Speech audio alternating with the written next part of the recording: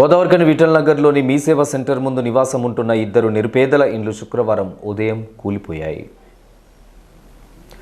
ఓసీపీ3 బ్లాస్టింగ్లతో బీటలు వారిన శనిగరపు ఎల్లమ్మ, గద్దల లింగమూర్తి ఇండ్ల గోడలు గత కొద్ది రోజులుగా కురుస్తున్నటువంటి వర్షాలతో హఠాత్తుగా కూలి నేలమట్టమయ్యాయి. ఈ రెండు ప్రమాద ఘటనలో అదృష్టవశాత్తు ఎలాంటి ప్రాణహాని సంభవించకపోవడంతో అందరూ ఊపిరి పీల్చుకున్నారు.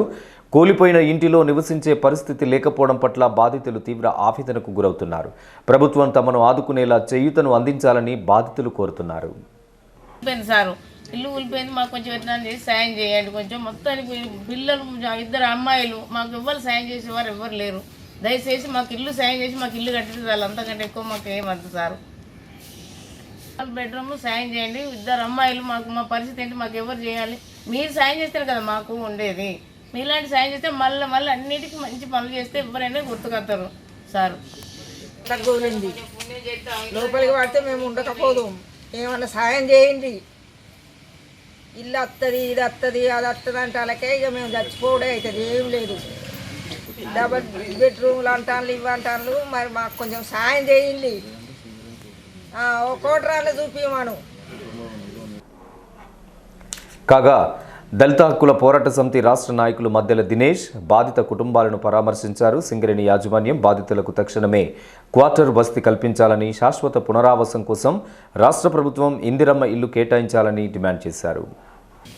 గోదావరిఖని ప్రాంతంలోని విఠల్ నగర్ మీ సేవ ముందు గల 34వ డివిజన్లో నిరుపేద దళిత కుటుంబం మరి చిన్న ఇల్లులాగా ఏర్పాటు చేసుకుంటే ఈ భారీ వర్షాలు ఒకవైపు, ఇంకోవైపు ఓసీపీ3 బ్లాస్టింగ్లతోటి మరి ఇల్లు పునాదుల కానుంచి మరి పెకిలించే విధంగా అటు సింగరేణి యాజమాన్యం తీవ్ర నష్టం జరుగుతూ ఉన్నది. రెక్కాడితే డొక్కాడని విధంగా ఈ నిరుపేద కుటుంబాలు పనికి వెళ్తేనే మరి వాళ్ళ బ్రతుకు తెరువు నడుస్తుంది తప్ప మరొకటి కాదు.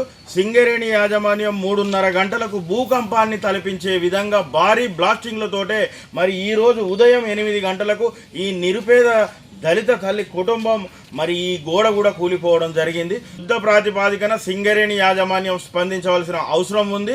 ఈ నిరుపేద కుటుంబానికి తక్షణమే పునరావాసం కింద మరి సింగరేణి యాజమాన్యం ఒక కోటర్ను నియమించాలి. అదేవిధంగా ప్రభుత్వం కూడా సానుకూలంగా స్పందించాలి. సంబంధించినటువంటి ఎంఆర్ఓ గారి దృష్టికి కూడా తీసుకెళ్లడం జరిగింది.